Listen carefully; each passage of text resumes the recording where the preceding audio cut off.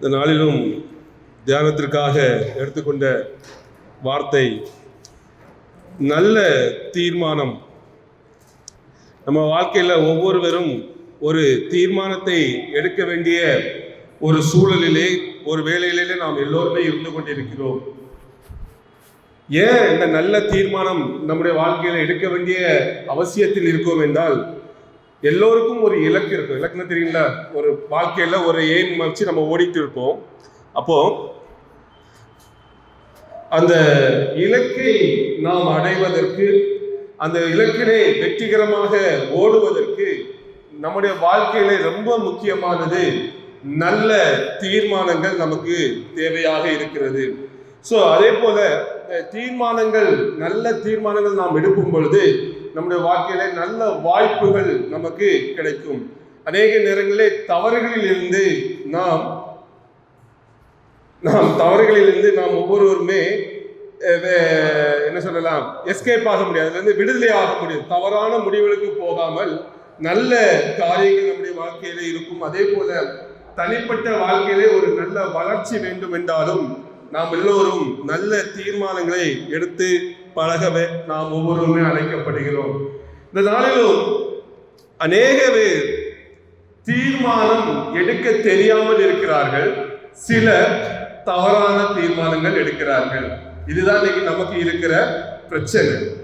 நான் வாலிபர்களை பார்த்தால் கேட்கிற முதல் கேள்வி, உன்னுடைய ஃபியூச்சர் பிளான் என்ன என்பது நான் அநேக வாலிபர்கிட்ட கேட்பேன். எனக்கு 99.99% தெரியாதுன்னு சொல்லியிருக்காங்க. யாருமே நான் இப்படி போறேன், எனக்கு அப்படியே ஆசை இருக்குன்னு சொல்லுங்க. ஆசை வேற, தீர்மானங்கள், நம்ம நல்ல தீர்மானங்களுக்கு வேற. அது கூட என்ன நிறைய பேர் சொன்னது கிடையாது. தெரியாதமே, என்னன்னே ஐடியா இல்லை, பார்ப்போம் அப்படின்னு ஒரு இழு இருப்பாங்க. அப்பவே நமக்கே சோர்ந்து போகும். நான் போய் சொல்லல, உண்மையாக நான் நிறைய பேர்கிட்ட கேட்டு பார்த்துருக்கிறேன். அநேக பேர் இந்த வார்த்தை என்னிடம் சொல்லியிருக்கிறார்கள். அவர்களுக்கு தீர்மானம்னா என்னையே தெரியல, வாழ்க்கையில எப்படி தீர்மானம் எடுப்பது என்று தெரியல. சிலர் நான் என்னுடைய வாழ்க்கையில பார்த்திருக்கிறேன், அவங்க இஷ்டத்துக்கு ஒரு தீர்மானம் எடுப்பாங்க. அவங்க மனசுல தோன்றதெல்லாம் எடுப்பாங்க.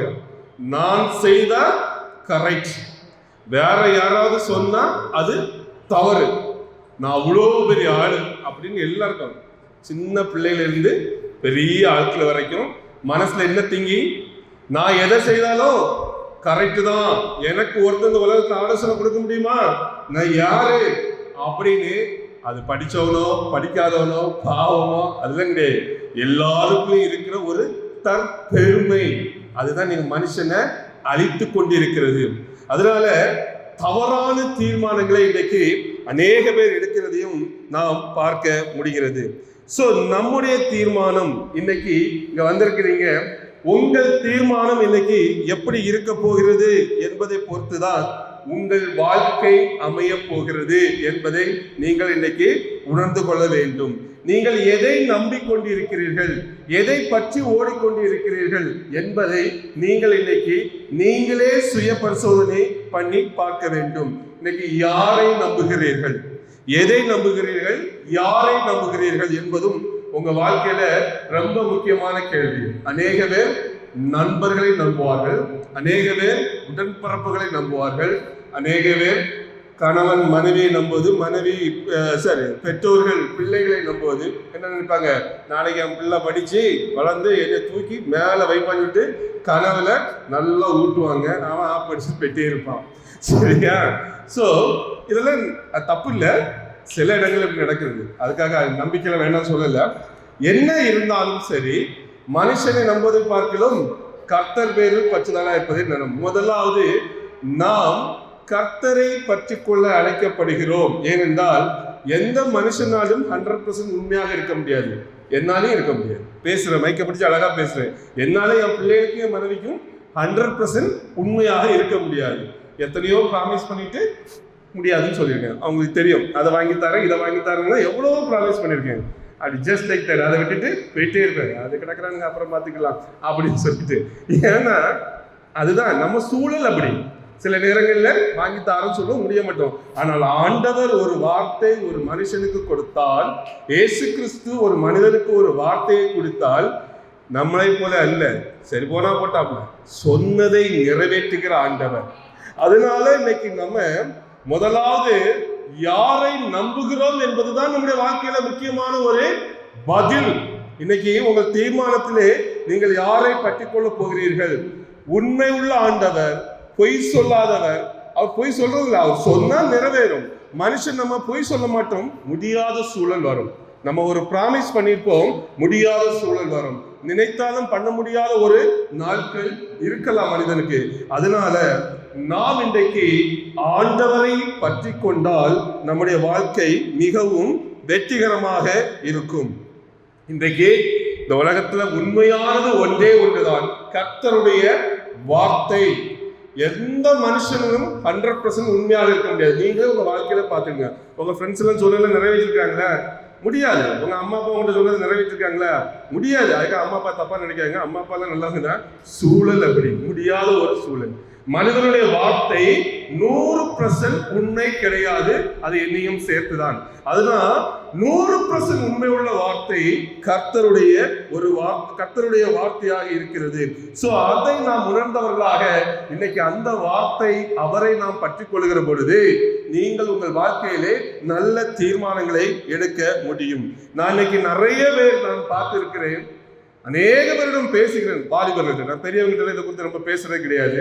என்னுடைய டார்கெட்டு 15 to 35 தான். அதுக்காக பெரியவங்க தப்பா நினைச்சிடாதீங்க. ஏன்னா அவங்கள பார்த்தா என் வாய் சும்மா இருக்காது, ஏதாவது கேள்வி கேட்பேன். இப்போ கேள்வினா இதான், ஃபியூச்சர் பிளான் என்னப்பா, என்ன நடக்குது, நீ என்ன வேலை பார்க்குற, இதெல்லாம் நம்ம கேட்கறது அவங்கள்ட்ட ஒரு பழக்கம். பயத்தால இன்னைக்கு நான்லாம் யூத்தா இருக்கும் பயந்ததே கிடையாது.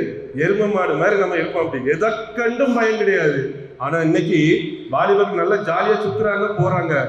பயந்து இருக்கிற வாலிபர்களை நான் பார்த்து கொண்டிருக்கிறேன், என்று அநேக வாலிபர்களை பார்த்திருக்கிறேன். சோ பயத்தாலே அவர்கள் பயம் அவர்கள் வாழ்க்கையை இன்னைக்கு கட்டுப்படுத்தி கொண்டே இருக்கிறது. பணம் இல்லை, வாலிபர்களிடம் பணம் இல்லை, இலக்கு இல்லை. இலக்கு என்னது? எய்ம், ஒரு கோல், அது இல்லை. அவர்களிடம் நல்ல எதிர்காலத்தை குறித்த சிந்தனை இல்லை. இதெல்லாம் இல்லாததான் முதல்ல இருக்க பயம் இருக்கிறது. நல்ல பணமும் இருந்து நல்ல எதிர்கால சிந்தனையும் இருந்து அவர்களுக்கு நல்ல ஒரு திசையும் இருக்குன்னா யாரும் பயப்பட மாட்டாங்க. நான் சொன்ன இதெல்லாம் இன்னைக்கு ஒரு மனிதனிடம் இல்லாததுனாலே அவர்களுக்கு வாழ்க்கையில கிடைக்கக்கூடிய பரிசு என்னன்னா பயம். இந்த பயத்தினாலே வாழ்ந்து கொண்டிருக்கிறார்கள். நாளைக்கு என் வாழ்க்கை எப்படி, எதிர்காலம் எப்படி, ஐயோ இது நடக்குமா நடக்காதா, மற்றவருடைய வாழ்க்கையை பார்க்கிறோம், சுற்றி இருக்கிற மனிதர்களை பார்க்கிறோம். நமக்கு கிடைக்கக்கூடிய பரிசு பயம் என்கிறதான ஒரு பெரிய மோசமான பரிசு தான் இன்னைக்கு ஒவ்வொருடைய வாழ்விலும் கிடைக்கிறது. அதனால இன்னைக்கு சொல்ல வருகிறது என்னன்னா, இந்த பயம்லாம் மாறும். நல்ல உங்களுக்கு ஒரு இலக்கு ஒரு கோல் உங்க வாழ்க்கையிலே நிச்சயமாக கிடைக்கும். நல்ல ஒரு திசையை நோக்கி நீங்கள் ஒவ்வொருவரும் பிரயாணம் செய்ய முடியும். அதற்கு நல்ல தீர்மானங்களை உங்கள் வாழ்க்கையிலே எடுக்கிற பழகி கொள்ள வேண்டும். தீர்மானம் என்பது தினமும் ஒரு தீர்மானம் எடுக்க வேண்டிய ஒரு சூழல் இருக்கும். அது சின்னது. வாழ்க்கையில முக்கியமான ஒரு தீர்மானம் இருக்குது, அதுல ரொம்ப கவனமா இருக்க பழகிக்கிடணும். அதுல ஒண்ணு எது? படிப்பு. என்ன ஹையர் ஸ்டடீஸ், என்ன ப்ரொஃபஷனல் நம்ம போகிறோம், ஃபியூச்சர்ல என்ன டீச்சரா, இன்ஜினியரா, டாக்டர், நிறைய ப்ரொஃபஷனல் இருக்கு. எது? அதுல கவனமாக இருங்கள். சின்ன பிள்ளைகள் 12th யாராவது படிக்கிறீங்களா, அடுத்தது காலேஜ் போவீங்க, ரொம்ப கவனமான ஒரு முடிவு எடுக்கணும். எல்லாவற்றோட முக்கியமானது திருமணம். ஒரு மனுஷனுக்கு மோசமான துணை கிடைச்சா அந்த வாழ்க்கை அதோட முடிஞ்சு போச்சு, அதை பிறகு யோசிக்கவே வேண்டாம். அதனால வாலிபர்களே, ஆசைகள் வரும், வாலிப வயதிலே கவர்ச்சிகள் உண்டு, ஆசைகள் வரும், இது இயல்பானது, அதை கடந்து சென்றுங்க. ஐயோ எப்படி வருது உங்களை குற்ற உணர்ச்சியாக பார்க்காதுங்க. ஆண்டவரிடம் நீங்கள் கேளுங்கள், உங்களுக்கு ஏற்ற துணையே கேட்கணும், இப்பவுமே கேளுங்க. அழகானது ஒண்ணு வச்சிருப்பாரு. இந்த வாழ்க்கையில நீங்க இந்த ஒன்றையும் பெற்றுக் கொண்டீர்களானால், நல்ல துணையை பெற்றுக் கொண்டீர்களானால், உண்மையிலே சொல்றேன், அந்த மனுஷன் அல்லது பெண்ணோ அந்த ஆணோ ஆசீர்வதிக்கப்பட்டவர்கள். இதுல ஒண்ணு மிஸ் ஆனா கூட அவன் எவ்வளவு பெரிய ஆளா இருந்தாலும் பிரோஜனம் இல்லை. அந்த வாழ்க்கை தினமும் தொல்லைதான், தினமும் பிரச்சனை தான், தினமும் சண்டை தான். அதனால இன்னைக்கு இதெல்லாம் முக்கியமான ஒரு பொருள். சில நேரங்களில் சில காரியங்கள், பிசினஸ்ல சில காரியங்கள் இருக்கும், ஏதோ ஒன்று பிள்ளைகளுடைய வாழ்க்கை, ஏதோ ஒன்றுல தீர்மானம் நம்ம எடுக்க வேண்டிய ஒரு கட்டாயத்தில் இருக்கிறோம். அப்போ நல்ல தீர்மானத்தை எடுத்தால் நல்ல வாழ்க்கை, மோசமான என்னது, அறியாமையில் தவறான ஒரு தீர்மானத்தை எடுத்து விட்டால் தவறான ஒரு வாழ்க்கை நமக்கு கிடைத்துவிடும். நாம் எதற்கு வந்திருக்கிறோம், எதற்கு வாழ்கிறோம்? வெற்றியுள்ள வாழ்க்கை வாழ்வதற்கு, சந்தோஷமான வாழ்க்கை வாழ்வதற்கு. இதற்காக தான் நாம் வாழ்கிறோம். யாருக்காவது சந்தோஷம் கஷ்டப்படும் யாராவது நம்ம ஆசைப்படுமோ? இல்லை. ஆனால் இதுல என்ன பிரச்சனைனா, இந்த தீர்மானங்களிலே நீங்கள் செய்கிற தவறுகள் தான் இன்றைக்கு அநேகருடைய வாழ்க்கை நரகமாக மாறிக்கொண்டிருக்கிறது. அதனால ஒவ்வொரு காரியத்திலும், சின்ன விஷயமாக இருக்கலாம், ஒவ்வொரு காரியத்திலும் நீங்கள் இன்னைக்கு நல்ல தீர்மானத்தை எடுத்துக்கொள்ள வேண்டும். 10th முடிச்சு 11th போறீங்களா? என் ஃப்ரெண்டு மேக்ஸ் குரூப் எடுத்திருக்கான், என் ஃப்ரெண்டு கம்ப்யூட்டர் குரூப், அவங்க எடுத்துட்டு போட்டோம், அது அவங்க தலையெழுத்து. நீங்க அப்படி பண்ணக்கூடாது. நீங்க ஆண்டவரிடம் கேட்கிற ஒரு பழக்கம் வேண்டும். எந்த ஸ்கூலுக்கு நான் படிக்கிறோம் அதையும் கேளுங்க, என்ன சப்ஜெக்ட் படிக்கிறோம் அதை படிங்க, காலேஜில் என்ன படிக்கிறோம் நீங்கள் கேட்கிற பொழுது உங்களுக்கு கொடுக்கப்படும். கேட்கிற எவனுக்கும் கொடுக்கப்படும். நீங்களே கேட்கணும். ஆண்டவரிடம் கேட்கிற பழக்கம் இந்த சிறு வயதிலே உங்களுக்கு வர வேண்டும். வந்தால் ஒன்றொன்றாக நீங்கள் இப்படி பண்ணுகிற பொழுது உங்கள் வாழ்க்கையில தோல்வி என்பதே கிடையாது. சில நேரங்களில் லேட் ஆகலாம், சில நேரங்களில் ரொம்ப சில கஷ்டங்கள் இருக்கலாம், ஆனால் வாழ்க்கையிலே தோல்வி என்பது இப்படிப்பட்ட மனிதர்களுக்கு கிடையவே கிடையாது. நல்ல தீர்மானத்தை எடுத்து பழகிறவர்கள் வெற்றியுள்ள ஒரு வாழ்க்கை வாழ முடியும். அதுதான் ஆண்டவர் நமக்கு கொடுத்திருக்கிறதான மிக பெரிதான ஒரு ஆசீர்வாதம். அதனால சின்ன பிள்ளைகளோ பெரிய பிள்ளைகளோ பெரியவர்களோ, இது காமன் ஃபார் ஆல். இது not only for youth, common for all. ஏன்னா தீர்மானம் எல்லாரும் எல்லா வயசுக்கும் சாகிறது வரைக்கும் இந்த உலகத்துல நல்ல தீர்மானங்களை எடுக்கிறதுக்கு நாம் கஷ்டப்படுகிறோம். அதுல மட்டும் கொஞ்சம் உஷாரா இருந்துட்டீங்கன்னா நாம் வெற்றி உள்ள ஒரு வாழ்க்கை நீங்களும் நானும் வாழ முடியும். சரி, முடிவுகளை எடுப்பது எப்படி, அதுதான் இன்னைக்கு பார்க்க போறோம். முதலாவது, ஞானமான முடிவு எடுக்க வேண்டும். மனுஷனுக்கு ஞானம் ஒன்று கொடுத்திருக்கிறாரு. மனுஷனுக்கு ஞானம் கிடையாது, மனுஷனுக்கு ஞானம் கொடுக்கப்பட்டிருக்கிறது.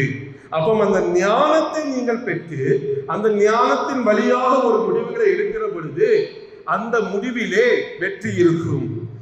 யாக்கோபு 1ஆம் அதிகாரம் 5வது வசனத்திலே நாம் பார்க்கும் பொழுது, உங்களில் ஒருவன் ஞானத்தில் குறைவுள்ளவனாய் இருந்தால் யாவரும் சம்பூர்ணமான தாராளமாக கொடுக்கிறவரும் ஒருவரையும் கடிந்து கொள்ளாதவருமாகிய தேவனிடத்தில் கேட்க கடவன், அப்பொழுது அவனுக்கு கொடுக்கப்படும். நமக்கு ஞானம்லாம் ரொம்ப அதிகமா இருந்தா நம்ம இருக்கிற இடம் இது இல்லை. நல்லா புரிஞ்சுக்கிடுங்க. விக்கிரவாண்டியில விழுப்புரத்துல இருக்கு சார், விழுப்புரத்துல நம்ம இருக்கிற ஆட்கள் இல்ல, ரொம்ப பக்கத்துல உட்கார்ந்துருப்போம். நம்ம அவ்வளவு பெரிய ஆட்களா மாறி இருப்போம் இல்லையா? இல்ல வேற ஏதாவது நல்ல ஒரு ஹை லெவல்ல நம்ம இருந்திருப்போம். பேசுற நானும் சரி ஞானத்தில் குறைவுள்ளவன் தான். அதனால எனக்கு ஞானம் இருக்குல்ல நினைக்கிறாதுங்க. எல்லா மனிதர்களும் குறைவுள்ளவர்கள். அப்போ இன்னைக்கு ஞானத்தில் குறைவுள்ளவர்கள் ஞானத்தை சம்பூரணமாய் தாராளமாய் கொடுக்கிறார் ஆண்டவர். ஞானத்தை தாராளமாக ஆண்டவர் இன்னைக்கு கொடுக்கிறார். யாருக்கு கொடுக்கிறார்னா கேட்கிற மனிதனுக்கு கொடுக்கிறார். அப்போ இன்னைக்கு நல்ல தீர்மானம் உங்கள் வாழ்க்கையில நீங்கள் இருக்க வேண்டும் என்றால் முதலாவது நீங்கள் யோசிக்க வேண்டியது, நான் பெரிய புத்திமான் அல்ல, நான் பெரிய அறிவாளி அல்ல, எனக்கு குறைவு இருக்கிறது, எனக்கு தேவை ஞானம் என்ற உணர்வு ஒரு மனிதனுக்குள்ளாக வருகிற பொழுது அவன் ஞானத்தை தேட ஆரம்பிப்பான். இல்லை எனக்கு எல்லாம் தெரியும், நான் யாரு தெரியுமா, என்னை விட்டு ஆள் உண்டா அப்படின்னு நினைச்சா நமக்கு அந்த எண்ணங்களே வராது. தோல்வியிலே நம்ம வாழ்க்கை முடிந்துவிடும். அப்ப இன்னைக்கு நமக்கு ஞானம் தேவை என்கிற உணர்வு நமக்குள் வந்து விட்டாலே அதுவே முதல் வெற்றி உங்கள் வாழ்விலே. அப்போ ஒவ்வொரு காரியத்திற்கும் எனக்கு தேவை ஞானம் என்பதை அறிக்க வேண்டும். இன்னைக்கு ஒவ்வொரு காரியத்திலும் நீங்க எல்லாரும் நீங்க நல்லா டிசிஷன் எடுப்பீங்களா? எப்படி எடுப்பீங்க? நீங்களும் டிசிஷன் எப்படி எடுப்பீங்க வாழ்க்கையில? ஃப்ரெண்ட்ஸ் எடுக்க டிசிஷன்ல பாதியே போயிடுவோம். அம்மா அப்பா சொல்றதுல பின்னால நாட்டு மந்த மாதிரி போயிடுறது. இல்ல யாரோ ஏதோ சொல்றான், அவன் படிச்சு அவன் அமெரிக்காவுக்கு போயிட்டான், உடனே நம்ம அதே கோர்ஸ் எடுக்கிறது. It's very wrong. இந்த மாதிரிலாம் தவறு உங்க வாழ்க்கையில பண்ணவே பண்ணாதுங்க. ஒவ்வொருவருக்கும் ஒவ்வொன்று வைக்கப்பட்டிருக்கிறது. நீங்க உங்களுக்குள்ள தனித்துவம், ஒவ்வொரு மனுஷனும் ஆண்டவர் இந்த உலகத்திலே படைத்து வெளியே வரானா அவனை கஷ்டப்படும். ஒவ்வொருவருக்கும் ஒவ்வொன்று வைத்திருக்கிறார். ஒவ்வொரு மனிதனுக்கு ஒரு இலக்கை வைத்திருக்கிறார். ஒவ்வொரு மனிதனுக்கும் ஒரு ஆசீர்வாதத்தை வைத்திருக்கிறார். வைத்திருக்கிறார். ஒவ்வொரு மனிதனுக்கும் ஒரு நல்ல வாழ்க்கையை வைத்திருக்கிறார். அதுதான் கடவுள், அதுதான் ஆண்டவர். அவர் ஏனோதானோ என்று நமக்கு வைக்கவில்லை. நாம் எங்கே தவறுகிறோம் என்றால், அவர் வைத்ததை அவரிடம் கேட்காமல் நம் இஷ்டத்துக்கு ஒரு காரியம் பண்ணுகிற பொழுது அந்த வாழ்க்கையை அநேகர் இன்னைக்கு தொலைத்து விட்டார்கள். ஆண்டவர் வைத்த ஒரு நல்ல வாழ்க்கை இன்றைக்கு நம்முடைய தீர்மானங்கள் தவறாக இருப்பதனாலே அந்த வாழ்க்கையை தொலைத்த மனிதர்கள் தான் இன்னைக்கு இந்த தேசத்துல நம்ம சுற்றி இருக்கிறவர்களே கிறிஸ்தவர்கள் அநேகர் 90% மக்கள் இன்னைக்கு வாழ்க்கையை தொலைத்திருக்க காரணம் தீர்மானங்களை சுயமாக எடுக்கிறது. தீர்மானங்களை உங்களை படைத்த ஆண்டவரிடம் நீங்கள் கேட்கிற பொழுது அதுல தோல்வியே இல்லை. அதனால சொல்லு அவருடைய வார்த்தைகள் எல்லாம் ஆம் என்றும் ஆமேன் என்றும் இருக்கிறது. ஆமேன் என்னது? உண்மை உள்ளவர்கள். ஆமேன் என்ன? ஆமேன் என்றால் அதை நான் அக்செப்ட் பண்ணுகிறேன். அந்த உண்மை உள்ள வார்த்தையை நான் அக்செப்ட் பண்ணுகிறேன் என்று அதை ஒத்துக்கொள்கிறேன் என்றால் ஆமேன் என்று சொல்லுகிறோம். அப்படிப்பட்ட வார்த்தைகளை அவருடைய வார்த்தையை ஒரு மனிதன் பிடிக்கிற பொழுது இன்றைக்கு வெற்றி நிச்சயம் நிச்சயம் நிச்சயம். ஆனால் அதுல ஒன்று சில நேரங்களில் தாமதமாகும். சில நேரங்களில் அந்த பாதை கொஞ்சம் கரடுமுரடாக இருக்கும். நான் அதுக்கு இல்லை என்று சொல்லவில்லை. ஆனால் வெற்றி நிச்சயம் என்பதை நாம் அறிந்து கொள்ள வேண்டும். சோ இன்னைக்கு உங்களுடைய சொந்த புரிதலை நீங்கள் நம்பாமல் நம்முடைய குறைவுகளை நாம் உணர்ந்தவர்களாக நாம் இன்றைக்கு சம்பூர்ணமாக நிறைவாக கொடுக்கிற ஞானமுள்ள ஆண்டவர் இயேசு கிறிஸ்துவே தேவனால் எனக்கு ஞானம் மானார். 1 கொரிந்தியர் 1ஆம் அதிகாரம் கடைசி வசனம் முதல் வசனம் இருக்குது. ஞானமான இயேசுவே இன்றைக்கு நமக்கு ஞானமாக இருக்கிறார். அப்ப இன்னைக்கு நம்முடைய வாழ்வுல ஞானம் வேண்டும் என்றால் இயேசு கிறிஸ்து ஞானமாக இருக்கிறார். அவரை தேடுகிற பொழுது அவரை பார்க்கிற பொழுது ஞானமாகிய ஆண்டவர் தாராளமாக கொடுக்கிறவர். இன்றைக்கு கேட்கிற பொழுது நாம் கொடுக்கிறார். எத்தனை பேர் உங்க ஜபத்துல எனக்கு ஞானத்தை தாங்கன்னு கேட்பீங்க. படிக்க ஞானத்தை கேட்பீங்க, படிக்கிறதுக்கு கேட்பீங்க. அது டீஃபால்ட். ஆண்டவரே நான் பாஸ் ஆகணும், அது வேற, அது அறிவு.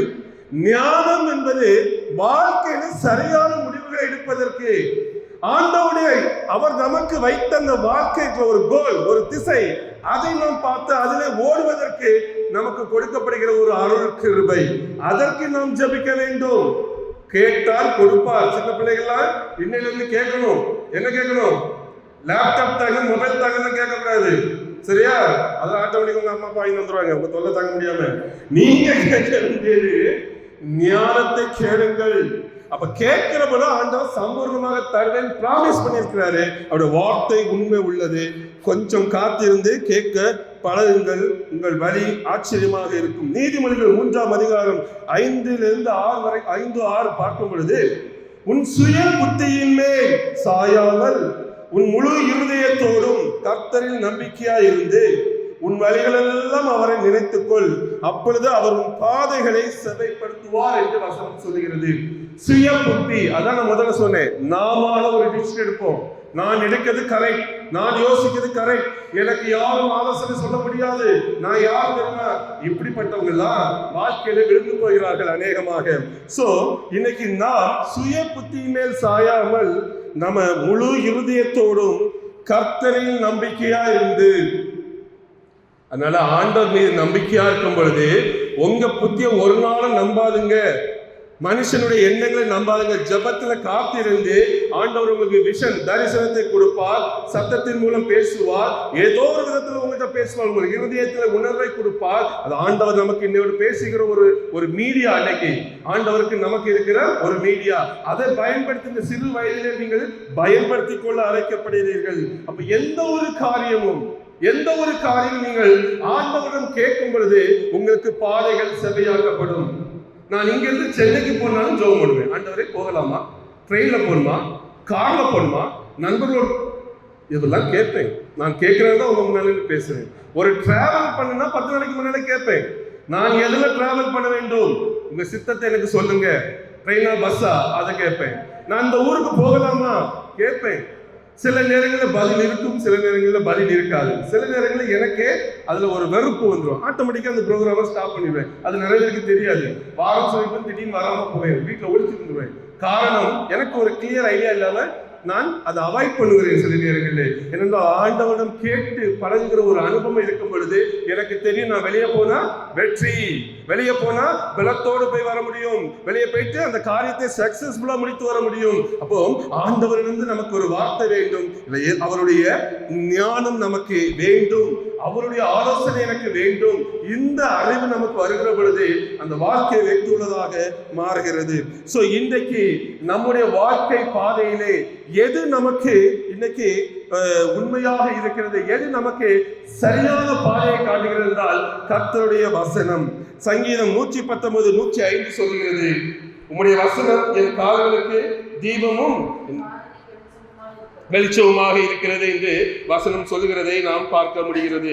சோ இன்னைக்கு அந்த வசனத்தை நீங்கள் படித்து வசனத்தில் ஒவ்வொரு ஆலோசனை கேட்டு அதன்படி நடக்கிற பொழுது அந்த பாதை வெளிச்சமாக இருக்கிறது. வெளிச்சத்தில் நடக்கிறவன் தவற மாட்டான், அவன் கீழே விழ மாட்டான். இருளிலே நடக்கிற ஜனங்கள் தடிக்கு கீழே விழுந்துருவாங்க. கொஞ்சம் கவனமாக இருக்க அழைக்கப்படுகிறோம். மூன்றாவது, நம்முடைய வாழ்க்கையில தேவை ஒரு நல்ல ஆலோசனை. நமக்கு தேவை ஒரு ஆலோசனை. ஆலோசனை இல்லாமல் அநேக பேர் வழி தவறி வருகிறதை வேதத்திலே பார்க்கிறோம். நீதிமொழிகள் 11:14 சொல்கிறது, ஆலோசனை இல்லாத இடத்தில் ஜனங்கள் விழுந்து போவார்கள்.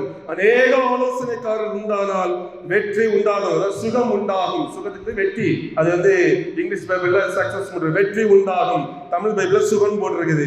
சோ ஆலோசனை இல்லாத இடத்தில் ஜனங்கள் விழுந்து போவார்கள். இன்னைக்கு உங்களுக்கு யார் ஆலோசனை சொல்லுகிறது, அதை நீங்கள் இன்றைக்கு தீர்மானித்துக் கொள்ளுங்கள். யாரிடம் நீங்கள் ஒரு காரியத்திற்கு ஆலோசனை கேட்கிறீர்கள், அதை தீர்மானித்துதான் உங்களுடைய வாழ்க்கையினுடைய வெற்றி, அந்த சுகம் என்பது வெற்றியினுடைய இங்கிலீஷ் பைபிள் இருக்குது, வெற்றி அமைகிறது. ஒன்னுல நீங்க ஜெபித்து ஆலோசனை பண்ணணும், இல்ல ஜெபிக்கிற ஆட்கள்கிட்ட கேட்கணும், இல்ல ஆவிக்குரிய ஆட்கள் யாராவது உங்களுக்கு தெரிஞ்சாங்கன்னா உங்க பாஸ்டோ இல்ல ஊழியக்காரங்க யாரா இருந்தா தயவு செய்து எல்லா காரியத்தையும் ஷேர் பண்ணாதுங்க. ரொம்ப ரகசியம் கான்ஃபரன்ஸ்லயும் ஷேர் பண்ணாதுங்க. சாதாரண விஷயத்த ஏதாவது அவங்கள்ட்ட தைரியமாக ஷேர் பண்ணி கேட்கிற ஒரு பழக்கம் வேண்டும். நீங்கள் கேட்டு ஆலோசனை பெறுங்கள். எப்பொழுதுமே ஒரு மனுஷனை ஆலோசனைக்கு தேடக்கூடாது, சரிங்களா? ஒரு சூழல் மோசமா இருக்கும், நம்ம கேட்கலாம், தவறு கிடையாது. நல்ல பெரியவங்க, அனுபவம், நல்ல ஆண்டவரோடு வாழ்கிற ஒரு மனிதர்கள் தான் கேட்பது தவறு கிடையாது. வாழ்க்கை ஃபுல்லா அவங்கள்ட்ட போன் எடுத்து இப்படி ஒரு பிரச்சனை என்ன பண்ணலாம், இப்படி ஒரு பிரச்சனை என்ன பண்ணலாம், அதுவும் நல்ல வாழ்க்கை இல்லை, சரியா? ஆண்டவரிடம் நீங்கள் கேட்க பழகணும். அவர் அவளோடு காத்து கொண்டிருக்கிறார். என் பிள்ளைகள் எப்போ கேட்பாங்க, நம்ம எப்போ சொல்லலாம் என்று அவளோடு கேட்டுக் கொண்டிருக்கிறார். எனக்கு இந்த காரியத்துல பிடிச்சது தாவீது. ஒவ்வொரு காரியத்தையும் கேட்பார் ஆண்டவர்கிட்ட. சாமுவேல் புஸ்தகத்தை பார்க்கும் பொழுது, ஆண்டவரே நான் அந்த போருக்கு போகலாமா, போருக்கு போன சொல்லிடுறேன், ஓகே. அடுத்த நாள் கேட்பாரு, நான் அவங்க போய் சண்டை போடலாமா, போய் சண்டை போடு, நான் உங்களுக்கு நீ வின் பண்ணிடுவேன். ஒவ்வொரு காரியத்தையும் கேட்டு கேட்டு கேட்டு தாவீது நடக்கிறதை நான் வேதத்திலே படித்து பைபிள்ல படிச்சு அதன் பிறகுதான் எனக்கே ஒரு உணர்வு உண்டாயிற்று. சின்ன விஷயமாக இருந்தாலும் நாம் கர்த்தரிடம் கேட்கிற ஒரு அனுபவம், ஒரு பழக்கம் நமக்கு வேண்டும் என்பதை நான் தாவீதுடைய வாழ்க்கையிலிருந்து தான் நான் கற்றுக்கொண்டேன். உங்களுக்கு ஆலோசனை இன்னைக்கு யார் கூறுகிறார்? நண்பர்களா? யார் கூறுகிறார்கள் ஆலோசனை? வேதம் ஆலோசனை சொன்னால் அந்த ஆலோசனை வெற்றிகரமாக இருக்கும். நான் நிறைய பேர்த்தை என் பர்சனல் விஷயங்களை ஷேர் பண்ண மாட்டேன், யார்கிட்ட ஆலோசனை கேட்கவும் மாட்டேன், ரொம்ப கான்ஃபிடன்ஸ்ல வச்சிருப்பேன். ஆனால் வேதம் படிக்க படிக்க படிக்க அநேக முடிச்சுன்னா தெரியுங்களா, இந்த கெட்டு கயிறு கட்டி வச்சிருப்பாங்களே, முடிச்சுகள் அவுக்கிறது போல என்னுடைய வாழ்க்கையில இருந்த அநேக கேள்விகளுக்கு பதில் இந்த வேத புஸ்தகம் என் வாழ்விலே கொடுத்திருக்கிறது. அதனால இந்த வேத புஸ்தகம் தான் என்னுடைய வாழ்க்கையினால் சில நேரங்களிலே சில காரியங்களுக்கு பெரிய ஆட்கள், கொஞ்சம் அனுபவம் வாய்ந்த ஆட்களிடம் சில நேரங்களில் நான் கேட்பது உண்டு. இன்றைக்கும் கேட்கிறேன், நான் கேட்கவே இல்லை, கேட்பது உண்டு. சோ இன்னைக்கு நீங்கள் யாரிடம் ஆலோசனை கேட்கிறீர்கள்? ஆலோசனை கேட்காமல் நீங்கள் தயவு செய்து விழுந்து விடாதீர்கள். வேதம் சொல்லுகிறது, ஆலோசனை இல்லாத இடத்தில் ஜனங்கள் விழுந்து போவார்கள். இன்னைக்கு அநேக ஜனங்கள் விழுந்து போகிறதுக்கு காரணம் யாரிடமும் ஆலோசனை கேட்பது இல்லை. எனக்கு எல்லாம் தெரியும், நான் செய்தால் சரி, எனக்கு தெரியாத விஷயமா என்ற ஒரே அகங்காரம், அதுதான் இன்னைக்கு மனிதனுடைய வாழ்வின் தோல்விக்கு ஒரு காரணமாக இன்னைக்கு இருந்து கொண்டிருக்கிறது. தயவு செய்து ஆலோசனை நீங்கள் பண்ணி உங்கள் வாழ்க்கையை நீங்கள் தீர்மானித்துக் கொள்ளுங்கள். பெட்டர் பிரேயர் அண்ட் பைபிள் வசனம், இந்த ரெண்டும் தான் உங்கள் ஆலோசனைக்கு ரொம்ப ஒரு முக்கியமான காரணமாக இருந்து உங்களை வழிநடத்த முடியும்.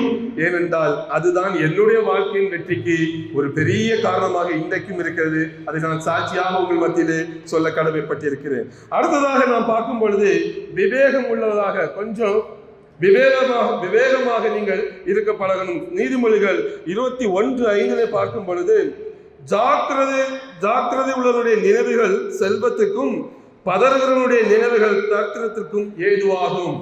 இந்த அநேக பேர் ரெண்டு காரியம், ஒன்று நிதானமான முடிவு, என்ன ஒன்று ரொம்ப டென்ஷன்ல பதறிட்டு இருக்கிற முடிவு, இன்னைக்கே எடுக்கணும் இன்னைக்கே செய்யணும் என்ற ஒரு அவசரம், ஒரு பதட்டம். இது எதுக்கு முடியுதுன்னா அவன் சரித்திரத்துக்கு போய் நிறுத்துகிறது என்று வேதம் சொல்லுகிறது.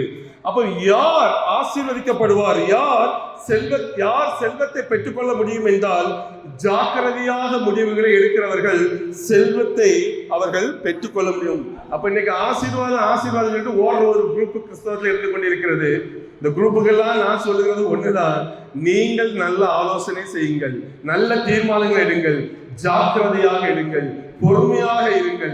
அவசரப்படாமல் எடுக்கிற பொழுது உங்களுக்கு அந்த ஆசீர்வாதமா ஆண்டவர் அழகாக வைத்திருக்கிறதை நாம் பார்க்க முடிகிறது. சோ இன்னைக்கு நாம் எப்படிப்பட்ட காரியங்கள் இன்னைக்கு நம்முடைய வாழ்விலே ஒவ்வொரு காரியங்களும் வரும் பொழுது நீங்கள் எப்படி முடிவெடுக்கிறீர்கள் என்பது இன்னைக்கு நமக்கு முன்பாக வைக்கப்பட்ட ஒரு கேள்வி. உங்கள் ஒவ்வொரு பிரச்சனையிலும், வாழ்க்கையில வருகிற ஒவ்வொரு காரியங்களிலும் நம்முடைய வெற்றி எங்கே இருக்கிறது என்றால் எடுக்கிற தீர்மானங்களிலே இருக்கிறது. அந்த தீர்மானத்தை இன்னைக்கு ஞானத்தோடும் விவேகத்தோடும் ஆண்டவருடைய ஆலோசனைப்படி நீங்கள் கேட்கிற பொழுது நீங்கள் வெற்றி பெற்றவர்களாக மாற முடியும். அது வெற்றி உள்ள ஒரு வாழ்க்கைக்கு முதல் படியாக இன்றைக்கு இருந்து கொண்டிருக்கிறது. அதனால இன்னையில இருந்து நீங்கள் எப்படிப்பட்டவர்களாக இருந்தாலும் சரி, கொஞ்சம் பொறுமையோடு இந்த வார்த்தைகளை கேட்டு தீர்மானங்களை சரியாக எடுத்து பழகுங்கள். ரொம்ப முக்கியமானது. வேதத்திலே ஒரு பெண், நமக்கு தெரிஞ்ச ஒரு பெண், ரூத் என்ற ஒரு பெண் நமக்கு எல்லாருக்குமே தெரியும். அந்த ரூத்துடைய வாழ்க்கையை நம்ம பார்க்கிற பொழுது அருமையான ஒரு காரியம். அந்த பெண் ஒரு சோகமான ஒரு சூழலில் இருந்து மகிழ்ச்சியான ஒரு நிலைமைக்கு வருகிறதை நாம் எல்லோருமே அறிந்திருக்க முடியும். அதற்கு காரணம் அந்த ரூத் எடுத்த ஒரு நல்ல முடிவு, ஒரு நல்ல தீர்மானம். இந்த தீர்மானம் தான் ரூத்துடைய வாழ்வின் வெற்றியினுடைய ஒரு முதல் படியாக இருந்தது. அப்ப ரூத் ஏன் ஒரு வெற்றியுள்ள வாழ்க்கையை பெற்றால் என்றால் ரூத் எடுத்த முடிவு. அதே சம்பவத்தில் 3 பேரை கொடுக்கப்பட்டிருக்குது. ரூத்தினுடைய மாமியார், ரூத்தினுடைய அந்த ஓர்பாலியாருமா கசின் சிஸ்டரா, தமிழ் என்னதுக்கு சகோதரி கூட பிறந்த சகோதரி இல்ல, அந்த அது சகோதரி தானே? சரி ஓகே. அண்ணன் தம்பி, அதாவது ரூத்தினுடைய சகோதரனுடைய மனைவி, அது சகோதரி தானே தமிழ்ல? Right, okay. சகல்ல அது வேற, ரைட், சரி, ஓகே. சரி, சகோதரி, அந்த சகோதரிகளுடைய வாழ்க்கையை கொடுக்க சொல்லப்பட்டிருக்கிறது. ரூத் என்ற ஒரு பெண்ணுடைய வாழ்க்கையை பற்றி இங்க அழகாக சொல்லப்பட்டிருக்கிறதை பார்க்க முடிகிறது. சோ 3 பேருமே விதவைகள், 3 பேருக்குமே கணவன் இல்லை. ஒரு பெண் ஒரு முடிவெடுக்கிறார், நான் போறேன், என்னுடைய சொந்த ஊருக்கு நான் போகிறேன் என்று ஒரு முடிவெடுத்து விட்டால். ஆனால் ரூத்தினுடைய முடிவு மிகவும் ஆச்சரியமாக இருந்தது. நீங்க கொஞ்சம் யோசிச்சு பாருங்க, இங்க இருக்கவங்க யாராவது யோசிச்சு பாருங்க, உங்களுக்கு ரூத்தை பற்றி தெரியும், யாராவது ஒரு முடிவு எடுப்பீங்களா? ஓடி போயிடும், எப்பண்டா விடுவாங்க, நம்ம சும்மா இருக்குச்சுமே, எப்பண்டா அம்மா வீட்டுக்கு போல நம்ம இருக்காடி ஆட்கள் இல்லையா? அது டிஃபால்ட்டா நம்ம ரத்தத்துல போய் உள்ளது. அம்மா வீட்டுக்கு போறதுல இருக்க சந்தோஷம் அது தனி சுகம், தவறு இல்லை. ஆனால் ரூத்தினுடைய ஒரு முடிவு மிகவும் ஆச்சரியமாக நமக்கு எல்லாரும் இருக்குது. கணவன் இல்லை, அவங்களுக்கு வேற யாரும் இல்லை, தன் தேசத்தை விட்டு கணவன் இறந்த பிறகு கணவனுடைய தேசத்துக்கு போகிறதற்கு ஒரு தீர்மானத்தை ரூத் அங்கே எடுக்கிறதை நாம் பார்க்கிறோம். ரூத்தினுடைய அந்த உறுதிமொழி, ரூத்தினுடைய ஒரு தீர்மானம், ரூத்தினுடைய வாழ்வின் வெற்றிக்கு அது முக்கியமான ஒரு காரணமாக இருந்ததையும் பார்க்க முடிகிறது. ரூத் 1ஆம் அதிகாரம் 16ஆம் வசனத்திலே நாம் பார்க்கும் பொழுது, அதற்கு ரூத், நான் உம்மை பின்பற்றாமல் உம்மை விட்டு திரும்பி போவதை குறித்து என்னோட பேச வேண்டாம். நீர் போகும் இடத்திற்கு நானும் வருவேன், நீர் தங்கும் இடத்திலே நானும் தங்குவேன். உம்முடைய ஜனம் என்னுடைய ஜனம், உம்முடைய தேவன் என்னுடைய தேவன். நல்ல ஒரு முடிவு. இதற்கு வேதத்துல ஒரு ஆதாரம் இருக்குது தெரியுமா? சங்கீதம் 45:10 இதை படிக்க கொஞ்சம். சங்கீதம் 45:10. குமாரத்தே கேள், நீ உன் செவியை சாய்த்து உன் ஜனத்தையும் உன் தகப்பன் வீட்டையும் மறந்துவிடு. இதெல்லாம் கேட்ட நம்ம லேடிஸ் கொஞ்சம் கஷ்டமா தான் இருக்கும். நான் கொஞ்சம் ஃபோக்கஸ் பண்ணல. சரி, ஓகே. பாருங்க, ஆண்டவர் என்ன சொல்றாருன்னா, திருமணம் ஆயிட்டுன்னா உங்க அப்பா வீட்டை மறந்துடுமா, உன் சொந்தத்தெல்லாம் மறந்துடு, உனக்கு எல்லாமே உன் புருஷன் தான், புருஷன் வீடு தான் என்பது ஆண்டவருடைய சட்டம். இது ஆக்சுவலா உங்களுக்கு நம்ம வாழ்க்கைக்கு சொல்லப்பட்டது இல்லை, இது ஸ்பிரிச்சுவல் லைஃபுக்கு, அதாவது நம்ம சபைக்கு சொல்லப்பட்டது. ஸ்ரீ என்கிற சபை, அவர் மனவாளர்கள் அந்த காரியத்தை சொல்லப்பட்டது. ஆனா இதுக்கும் கொஞ்சம் பொருந்தும். ஓகே, அந்த வசனத்தின்படி ரூத்து அந்த காலத்துல ஆண்டவரை தெரியுமா, அவங்களுக்கு எவ்வளவு தெரியும் தெரியல. ஆனா பாருங்க, தகப்பன் வீட்டை மறந்து அந்த மோவாபிய பெண் அங்கிருந்து பெத்லகேமுக்கு வர்றாங்க. அவர்கள் தன்னுடைய ஜனங்களை எல்லாம் வெட்டிக்கிட்டு அவர்கள் பெத்லகேமுக்கு வருகிறார்கள். இந்த வசனத்தின்படி ஆண்டவருக்கு பிரியமான ஒரு முடிவு. எப்படி ஒரு பெண் எடுக்க வேண்டிய முடிவு, திருமணத்துக்கு பிறகு கணவன் வீடுதான் அதற்கு தஞ்சம் என்பது ஆண்டவர் எழுதி வைத்திருக்கிறார். வேதம் சொல்லுகிறது, கணவனே கண்கண்ட, அந்த வார்த்தை வேண்டாம், நமக்கு கிடையாது. சரி, ஓகே, சரி. அதனால திருமணம் ஆயிட்டுன்னா வேற வழியே கிடையாது, கணவன் தான் எல்லாமே, கணவன் வீடு தான்.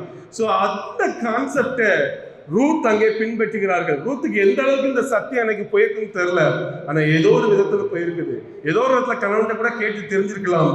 அந்த காரியத்தில உறுதியாக இருந்தார். ஆண்டவர் ஒரு மனுஷனுக்கு வைத்த வாழ்க்கையை அறிந்து, அதான் சொன்னேன், உண்மை உள்ள வார்த்தை, சத்தியத்தை அறிந்து சத்தியத்திலே ரூத் உறுதியாக இருந்து ஒரு நல்ல தீர்மானத்தை எடுக்கிறதை நாம் இங்கே பார்க்க முடிகிறது. அதனாலதான் ரூத்துடைய வாழ்க்கை ஆசீர்வதிக்கப்படுகிறது. ஒரு கடினமான ஒரு சூழல், கணவன் இல்ல, நாம் ஒரு தேசத்திற்கு ஒரு தேசத்திற்கு வெறும் மாமியாரை நம்பி அவர்கள் டிராவல் பண்ணி வருகிறது நம்முடைய வாழ்க்கையில பார்க்கும் பொழுது மிகவும் ஒரு கடினமான ஒரு சூழல், ரொம்ப கஷ்டம் தான், நான் இல்லை என்று சொல்லவில்லை. ஆனாலும் அந்த பாதை கடினமானது.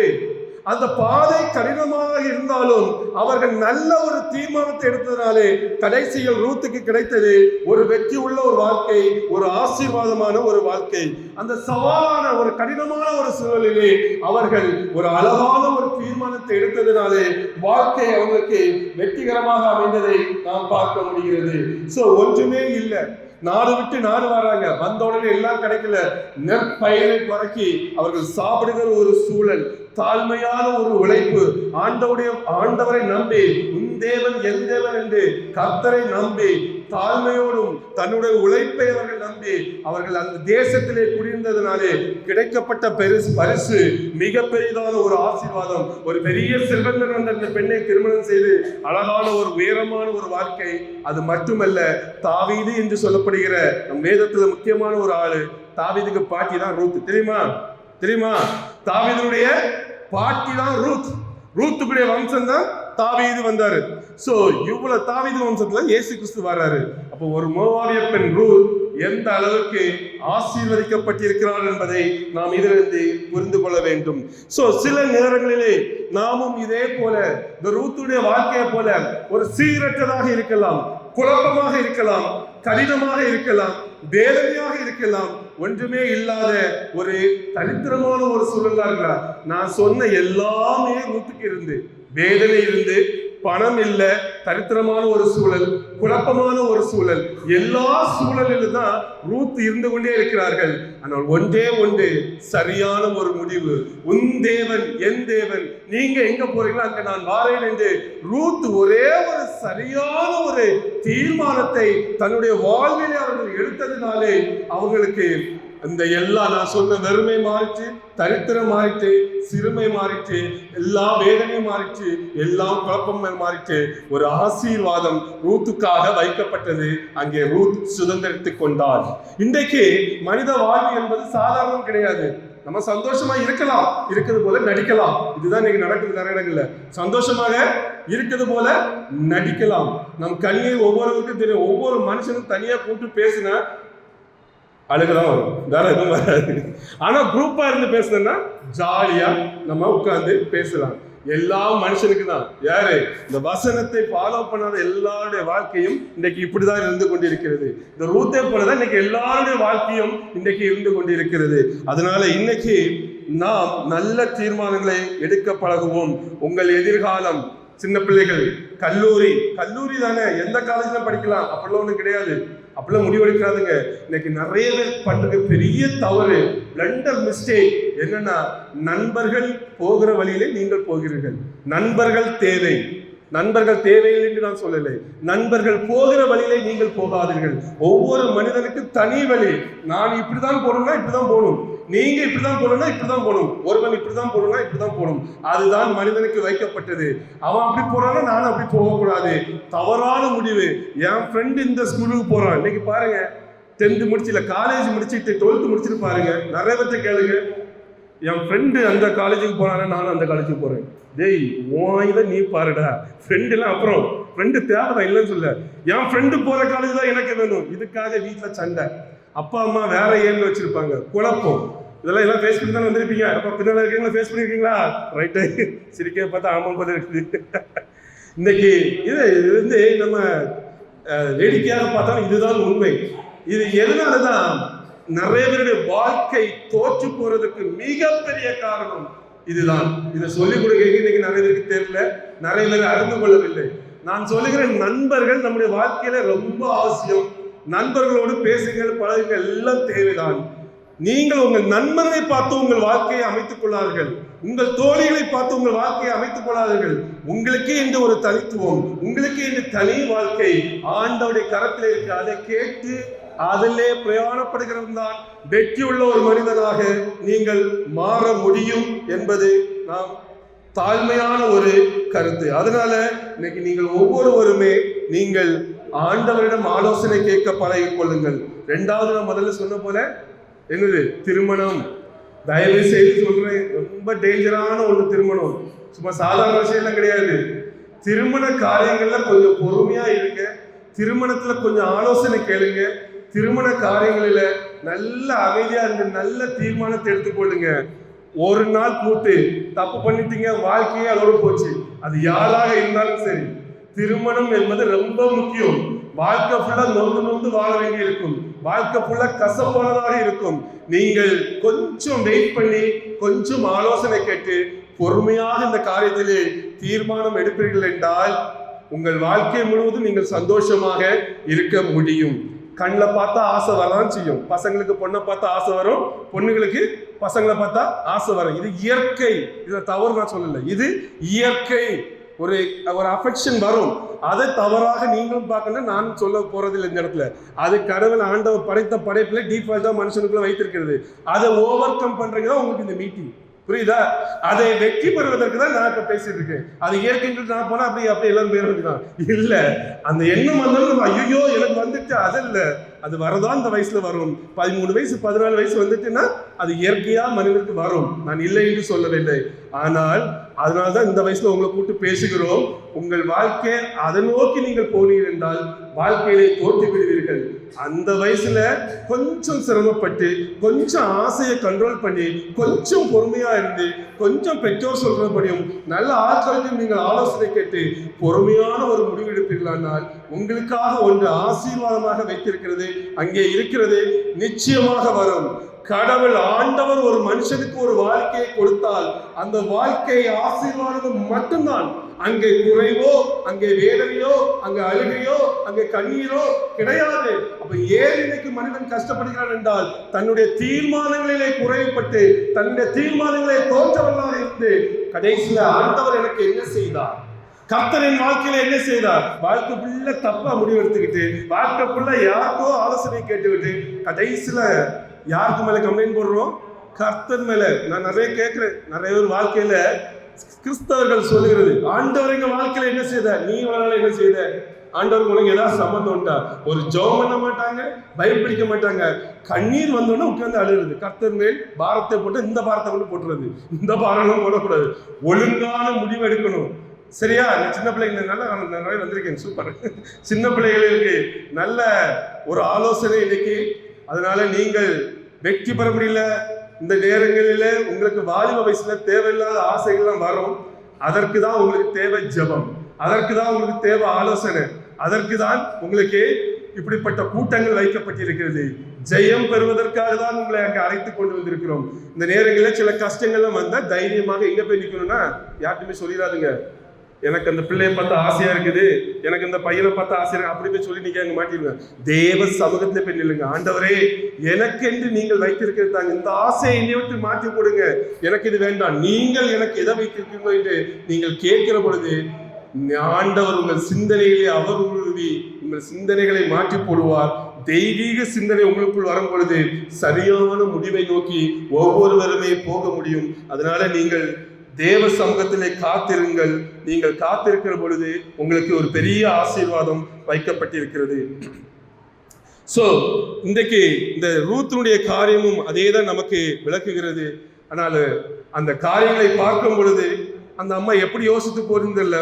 அவங்களுக்கு ஒரே ஒரு நம்பிக்கை, தேவனை நம்பி அவர்கள் ஒரு காரியத்தை செய்தார்கள், தேவனை நம்பி ஒரு தீர்மானத்தை எடுத்தார்கள், தேவனை நம்பி வெகு தூரம் பிரயாணம் பட்டார்கள், தேவனை நம்பி சில கஷ்டங்களை சகித்துக் கொண்டார்கள், தேவனுக்கு உண்மையாக இருந்தார்கள், உறவுக்கு உண்மையாக இருந்தார்கள், மாமியாருக்கு உண்மையாக இருந்தார்கள். அந்த உண்மை தேவ சமூகத்திலே விளைக்கப்படாது, அது ஆண்டவருடைய சமூகத்திலே பிரியமாக இருந்ததுனாலே ஆசீர்வாதம். ஆண்டவருக்கு இந்த ஆசீர்வாதத்தை வாங்க சும்மா சாதாரண விஷயம் கிடையாது. கடையில போய் காசு கொடுத்து பொருள் வாங்குற விஷயம் கிடையாது. ரொம்ப கஷ்டம், ரொம்ப பொறுமை தேவை, ரொம்ப அமைதியா உட்கார்ந்து ஒவ்வொரு நாளும் அந்த கண் அவரையே பார்த்து பார்த்து ஒவ்வொரு காரியத்தையும் நம்ம செய்கிற பொழுது கஷ்டங்களிலும் அவரை நம்ப வேண்டும், எந்த சூழலிலும் நம்ப வேண்டும். நம்புகிற பொழுது நாளிலிருந்து வரும் பாருங்க ஒரு ஆசீர்வாதம், அது உங்களுக்கே தாக்க முடியும். அவ்வளவு பெரிய ஒரு நன்மையான வாழ்க்கை இந்த பூமியிலும் அவர் நமக்கு வைத்திருக்கிறார், தருவார். ஏனென்றால் என்னுடைய நம்பிக்கை, கர்த்தர் ஒரு மனுஷனுக்கு ஒன்றை கொடுக்கிறார் என்றால் அது ஏதோ சாதாரணமானலாம் இருக்காது. சும்மா நம்ம நினைத்து பார்க்க முடியாத ஒரு ஆசீர்வாதம், நம் கற்பனைக்கு எட்டாத ஒரு காரியம். அவர் வானத்தையும் பூமி உண்டு பண்ணின சர்வ வல்லமை உள்ள ஆண்டவர். அவரிடமிருந்து நீங்கள் ஒன்றை பெற்றுக்கொண்டால் அது உண்மையிலே அது பெரிதாக இருக்கும். அதற்காக தான் பேசிக் கொண்டிருக்கிறோம். கொஞ்சம் காத்திருந்து தயவாக அவரிடம் ஒவ்வொன்றையும் பெற்றுக்கொள்ளுங்கள், நன்மையாக இருக்கும். வேதத்துல அநேக பேர் இப்படி இருக்கிறாங்க. ரூத் மட்டுமில்ல, இன்னும் அநேக பேர் நன்மைகளை ஆண்டவரிடம் நல்ல தீர்மானங்களை அவர்கள் கேட்டு ஆண்டவரிடம் நன்மை பெற்றவர்கள். யோசேப்பு இருக்கிறாரு, தானியேல் இருக்கிறாரு, நெகேமியா இருக்கிறாரு, பவுல் இருக்கிறாரு, இயேசு கிறிஸ்துவே இருக்கிறாரு. தேவ சமூகத்துல காத்திருந்து ஆண்டவர் என்ன சொல்றாரு, இயேசு மரணம் என்கிற ஒரு பாத்திரத்தை வைத்து யாரா அக்செப்ட் பண்ணுவோமா? ஐயோ அம்மன் கதறுவோம். அவர் மரணத்தையும் சந்தோஷமாக பெற்றுக்கொண்டார். அதன் பின்பாக இருக்கிற ஆசீர்வாதம் என்ன என்பது கிறிஸ்தவர்களுக்கு எல்லாம் தெரியும். இயேசு கிறிஸ்துவின் மரணத்துக்கு பின்பாக இருக்கிற ஆசீர்வாதம். நம்ம எல்லாம் இங்க கூட்டம் போட்டு இருக்கிற காரணம் அந்த மரணம் மட்டுமே. அப்போ அதையும் பொறுமையோடு அவர் பெற்றுக்கொண்டார். ஒவ்வொன்றுக்கு பின்பாக ஒரு ஆசீர்வாதம் இருக்கிறது. அதை நாம் பெற்றுக்கொள்கிற பொழுது நிச்சயமாக அது நமக்கு பெரிய ஆசீர்வாதமாக இருக்கும். நம்பர் 1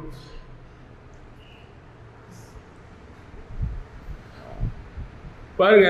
ஒரு ஊர்ல எபிமான் ஒரு பெண் பொதுவா தன்னுடைய கிராமத்தில இருந்து கிராமத்துல இருந்து இந்த சந்தை மார்க்கெட் இருக்குல்ல, நம்ம ஒரு மார்க்கெட் மாதிரி மார்க்கெட்ல பழங்களை கொண்டு அவர்கள் சேல் பண்ணுகிறது அவர்களுக்கு பழக்கம்.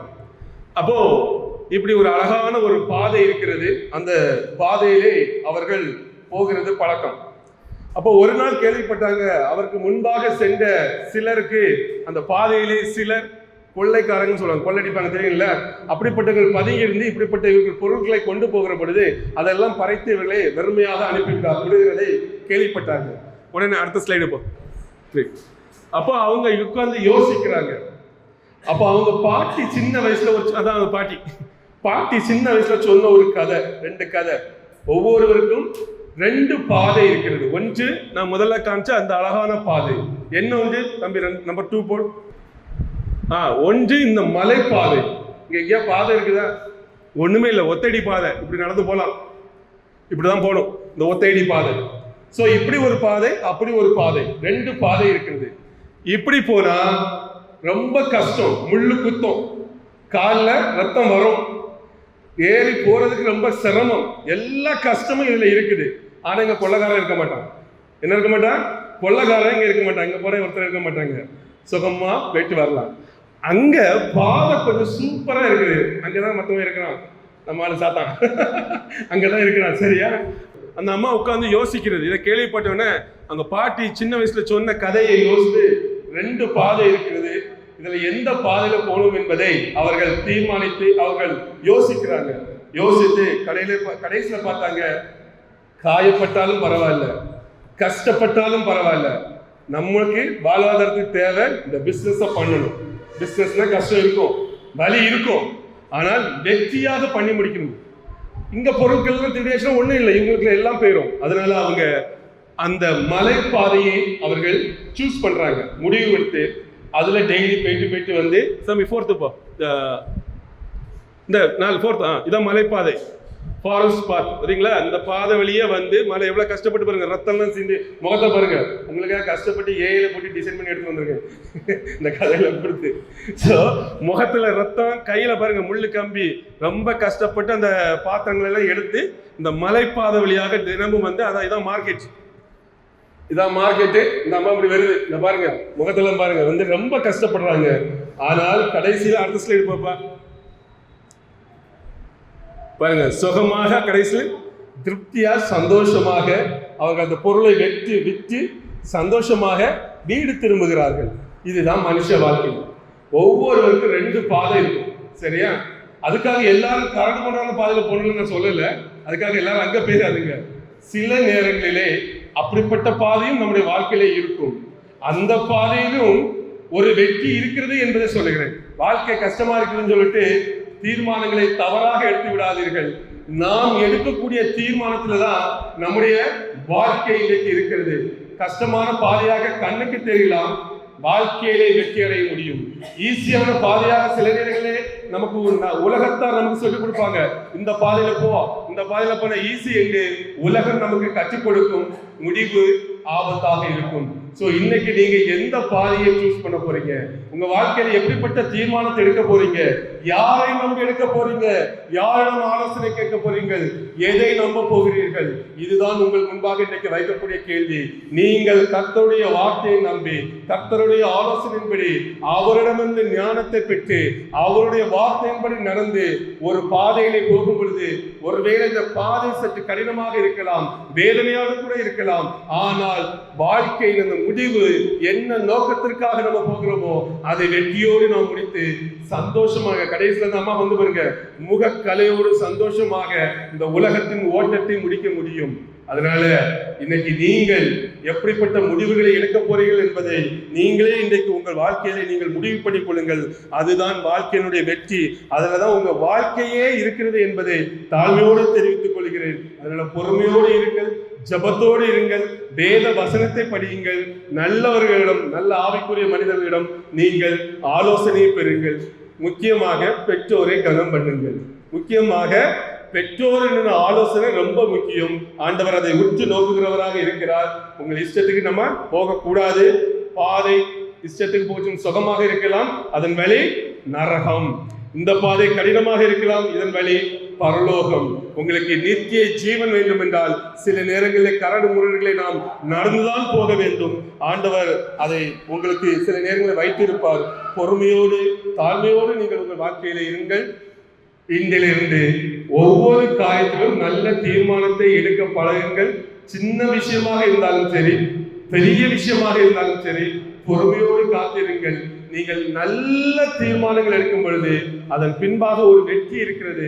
அந்த வெற்றி தான் வாழ்க்கையில நமக்கு மிக பெரிதான ஒரு சமாதானத்தையும் சந்தோஷத்தையும் கொடுக்கிறது என்பதை நான் இந்த வேளையில உங்க சொல்லிக்கொள்ள ஆசைப்படுகிறேன். அதனால மறுபடியும் மறுபடியும் மறுபடியும் மறுபடியும் சொல்லுகிறேன், தாழ்மையோடு சொல்லுகிறேன், தீர்மானம் எடுங்கள், நல்ல தீர்மானம் எடுங்கள், தேவ சமூகத்திலே காத்திருங்கள்.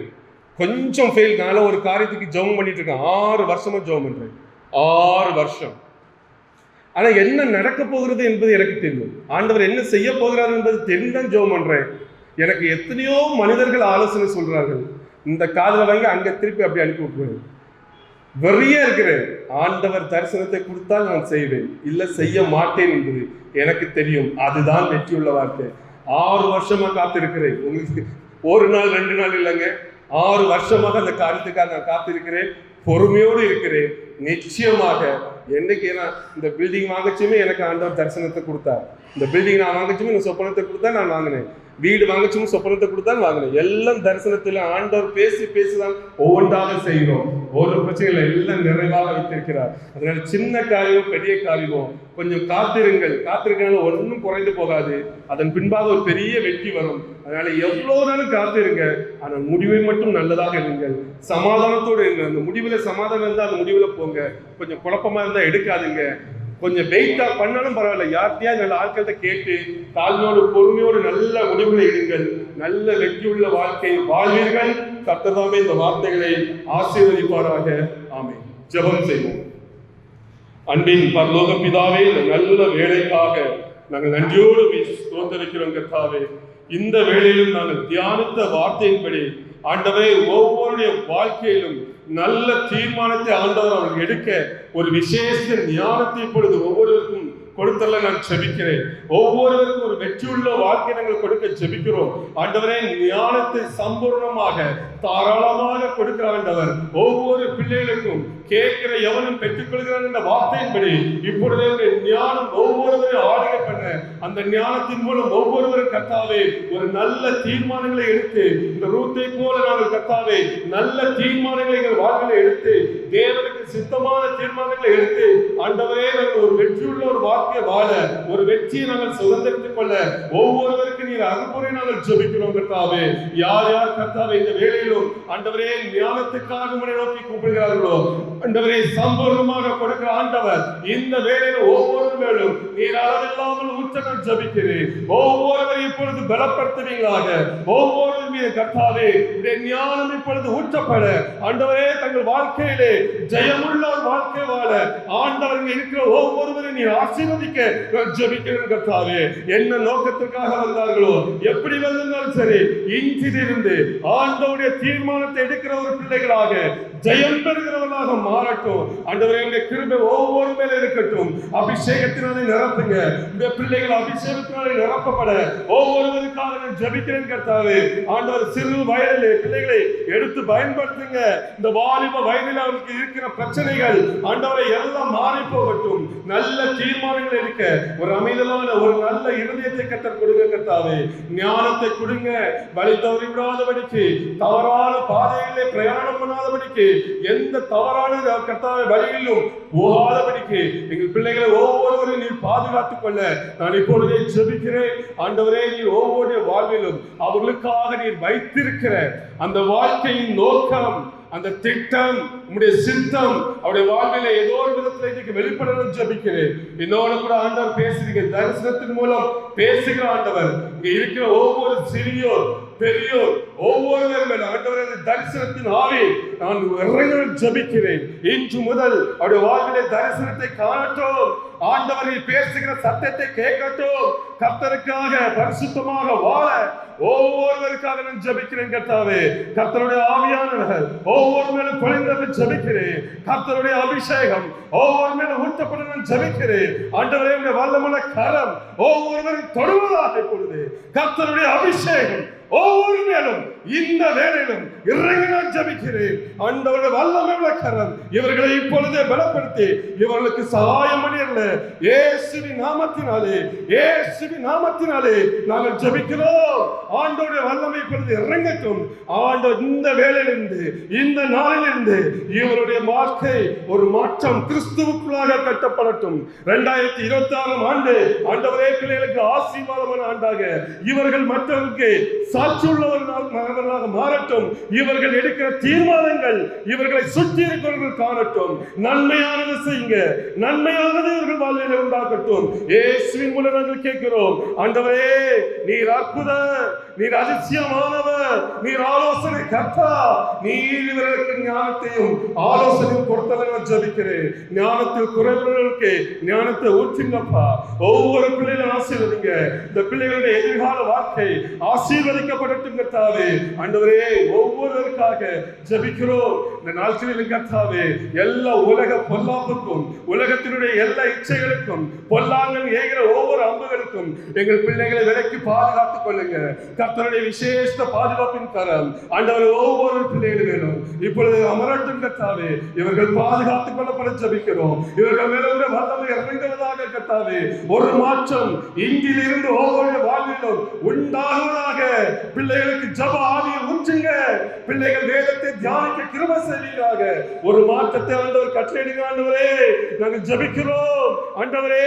உம்முடைய விண்ணப்பம் நாங்கள் கேட்கிற விண்ணப்பத்திற்கு செவி சாய்க்கிற ஆண்டவர் இந்த வேளையிலும் ஒவ்வொரு மேலும் அளவில்லாமல் ஊற்றுங்க, அளவில்லாமல் ஊற்றுங்க ஆண்டவரே. பிள்ளைகள் ஒரு மாற்றத்தை கண்டு ஆசீர்வதிக்கப்படட்டும் ஆண்டவரே. இந்த பிள்ளைகள் ஆசீர்வதிக்கப்படட்டும், கர்த்தராலே ஆசீர்வதிக்கப்படட்டும். கர்த்தருடைய தீர்மானங்கள் இவருடைய வாழ்விலே ஆமென் என்றும் ஆமென் என்றும் ஆமென் என்றும் அப்படி இருப்பதாக.